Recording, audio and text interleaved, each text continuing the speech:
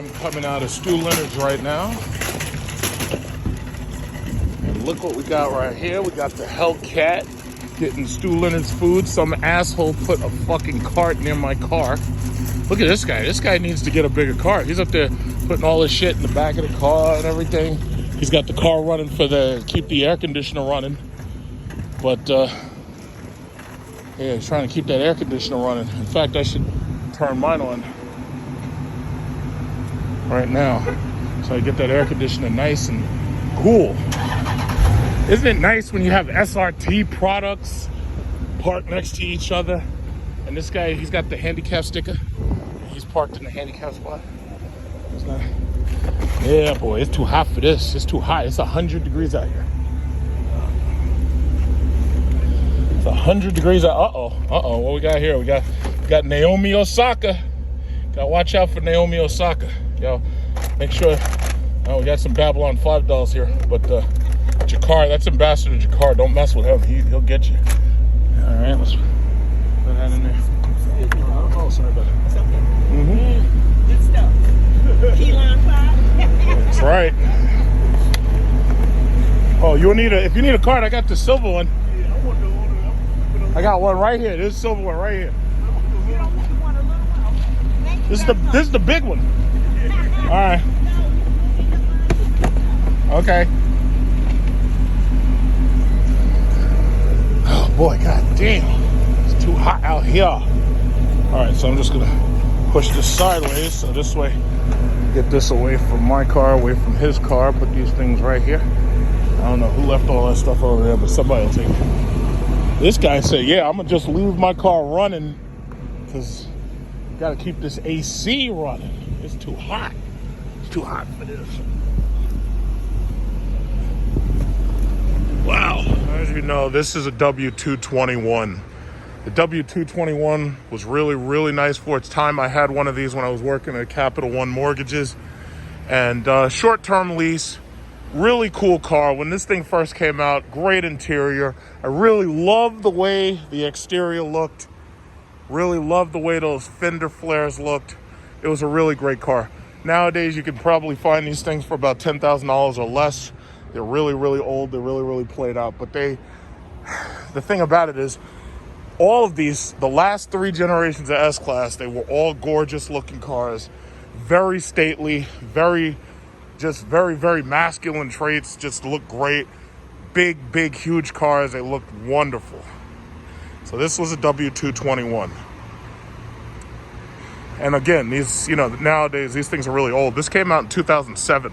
You can easily find these things on the used car market. You probably pay between $10,000 and $15,000 for them. All right, most of the brand new S-Classes that have come in have been sold. So that right there is a W223. So we're gonna look at this one in a second. But this one hasn't been sold right. As you can see, is a W222. I did a couple of videos with this. I made a couple of driving videos. This one was $117,000. They want $107 for it. This one is a 560. So what they had done was they got rid of the 550 designation and they call it a 560. They made a more powerful engine. So this is the W222. As you can see, you have cooled seats, heated seats, and you have the control for the right seat. And because this has both cooled and heated seats, you know automatically that it has the massage function in it. So let's pull that back, take a closer look. So this is the W222. And inside the W222, again, if you look through my videos, you can find the video that I made doing a complete driving comparison between this and the BMW 7 Series. I believe I made that video not very long ago. It was a couple of years ago. But great looking car. The interior, extremely gorgeous. Very nice use of materials. Very nice cuts, fits, and finishes. It's a gorgeous car. I mean, it's just absolutely gorgeous. Now, the problem is right now, used car prices are actually pretty high because the thing about it is we have a shortage of computer chips that they're slowly coming out of that. And with that shortage of computer chips, we had a situation where all cars, whether they were used or new, they started going up in price, and they started making you pay a lot more money for these things. So right now, me personally, I don't recommend that you buy a new car or a used car. I think you should wait a little while and wait until the rush on these things. Wait until like that happens and the rush goes away, and then the demand, once the demand is lower, it's like you can buy one of these cars and you don't have to pay any crazy overages, because this model is W222 and they still want $107,000 for it. I don't think it's worth it, even though it is a W222 560. I don't think it's worth it, because the simple fact is now we have the new model over there. So what we're going to do is we're going to take a new look at the new model. That's the W223. So let's get out of this and go look at that.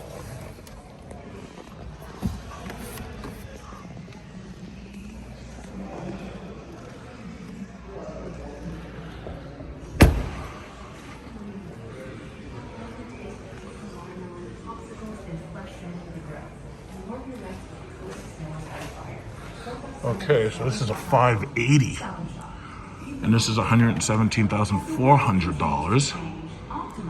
Because of the chip shortage, the prices on these things have gone up. So the first thing you'll see is the handles actually are flush with the car, just like in the Tesla Model S. So they've made flush car handles. That's actually pretty interesting right there. Now this is the back. I don't know how I feel about the back of this car. I think the back of the old one was just nicer. The problem is, an old Mercedes is an old Mercedes. A new Mercedes is a new Mercedes. So this is what it looks like. Finally get to see this in person. I've been waiting for this. I have an uncle who still has a 550. I have an aunt who still has a 550. And my thing is the trade up. You know, I think it's time to trade up. Bottom line. Let's go look inside it. As far as pricing goes, these things start at about $116,000 with these options that you see: AMG line options, rear spoiler, wood, leather, 2020. Price is $124,950. So this is the new interior. As you can see, you have a touch pressure sensor right here. So when you push this, all you do is touch it and the seat starts to move back. It's more about pressure than it is about like mechanical. Wow. Well, that's nice. Now this one's sold, I see.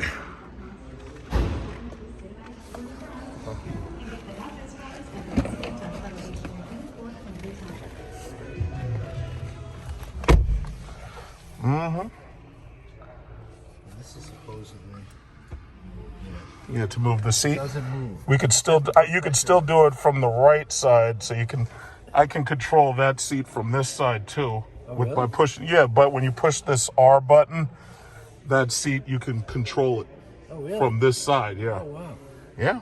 Because- All of them have had that since for the longest. One of the time I've had these cars and I half the time I don't know how to use half the stuff in them. When I leased the first one, I was blown away by it.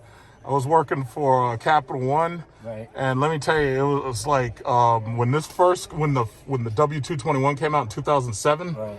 It was like getting your first iPhone. It was like, I can't believe that they have a car that does so much of this stuff. It's a great. And this like, is supposed to be, they have a perfume dispenser. I know. Yeah, ours has that, and that was like, I think that was like a standard feature or something. But it's amazing how much stuff they have in these things. It's absolutely amazing how much stuff they have. And the next one's just a plug-in. It's just electric. You're right. Let me You see know? the back. Hold on. Sure. Yeah. Uh-oh, you gonna get in there? No, I just want to see what it looks like. Yeah, you should see if we can. I've been in the car before. Oh, okay. I'm good. Yeah. Is there any way to flatten this out? You know? To flatten these bolsters. Yeah. Those bolsters are actually controlled by the computer, and when you they inflate and deflate, but you can't get it any flatter than that because that's all pad. Okay. That's all pad. So it'll inflate and deflate, but other than that, it doesn't. There's nothing you can do to reduce it. Oh,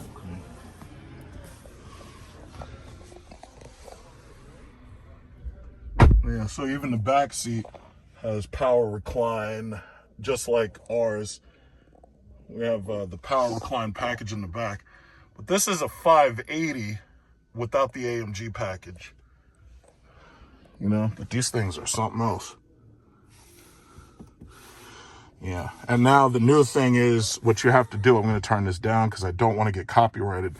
You touch this part with one of your fingers and it scans you. And when it scans you, it knows your preferences. Now, right now, they don't have a demo model, so I can't really demonstrate this thing because now all of these things are basically sold. This dealer just started getting them in. But this is what it looks like. This right here is what it looks like. And it's a good look. Push home, goes to car settings, and you have the ambient light. So they have daytime running lights, interior, exterior lighting. Interior lighting, ambient lighting is inside managed settings. So you can see what color you want the inside of the car to be. So as I do this, you'll see that the lights go around on the inside of the car. That's just, you know, it's like eye candy and stuff. You know, so I can go to the green spectrum. I can go, okay, they want me to switch on the ignition. Obviously, I can't switch on the ignition because we're indoors. And I'll kill these people with, what is it called? Carbon dioxide, carbon monoxide. But look, that is fucking nice, man. But you know what? This is not so radically different than the last one. It really isn't. This is basically, it's basically the same shit. It's just that, you know, it's more advanced and it looks better and it's newer. That's all. The touchscreen system, to tell you the truth, I really liked in the older car how this entire area was screen. Right here, this kind of feels like they're copying off of Tesla. And a lot of people would probably agree with me, you know, but other than that, it's basically the same car. I mean, the perfume system is right there. Now, what I can say is that they have heated side panels. So if you have heated seats, you also have heated side panels. I don't think that they've gotten to the point where they have heated and cooled side panels, because that would be awesome.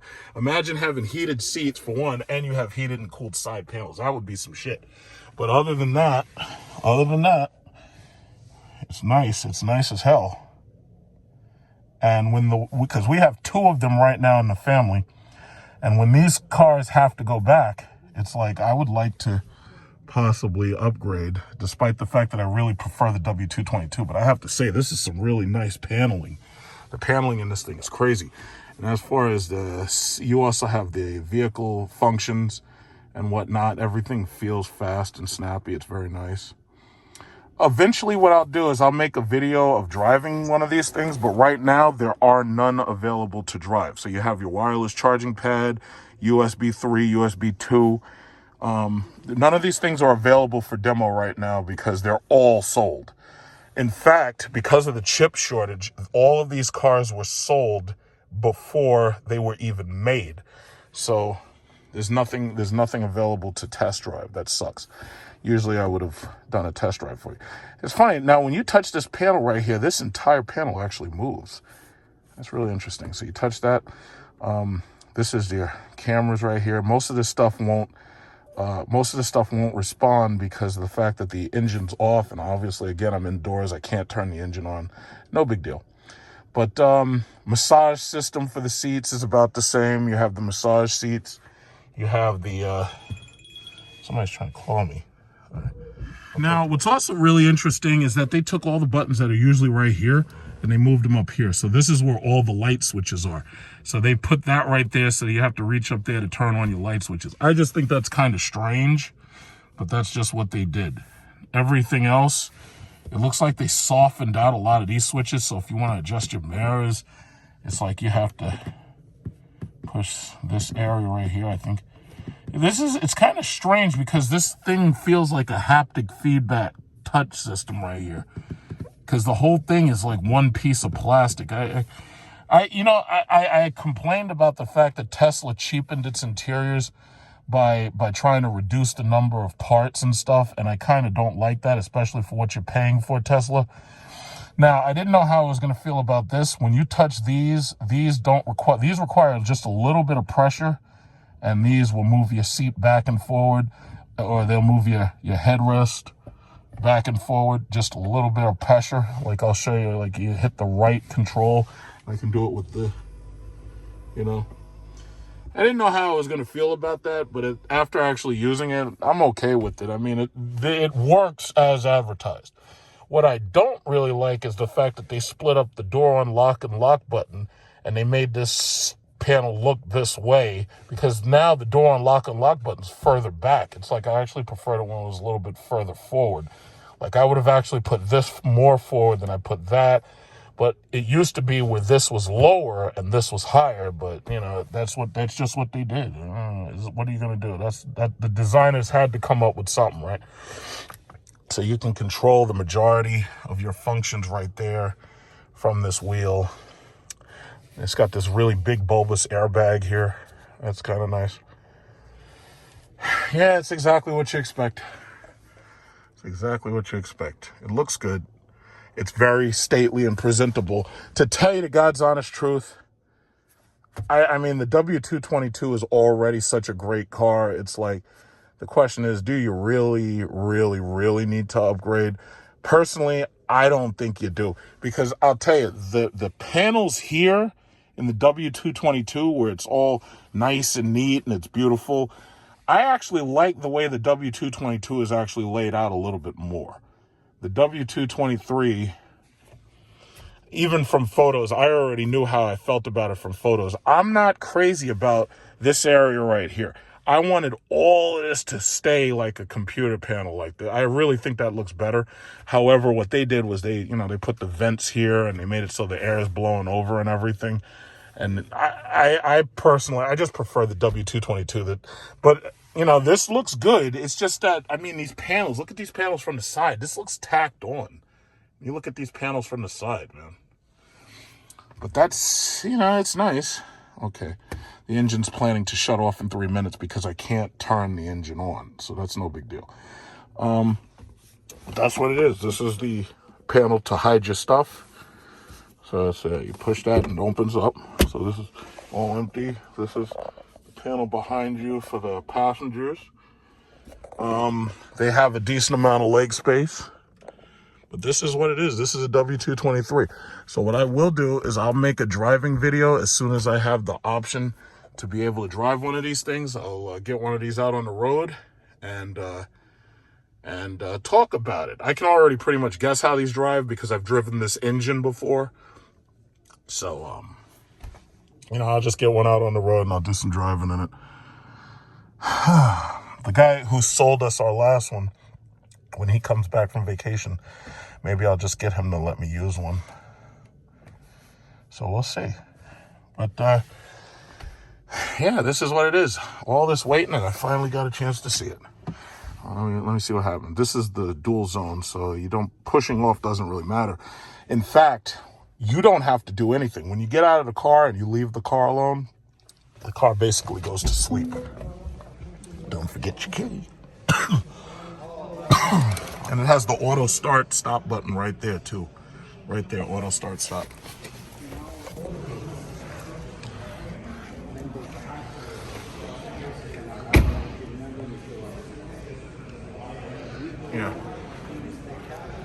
Yeah, so that's a couple of new things right there. I'm gonna try to get one of these out on the road and give it a nice drive. To be continued.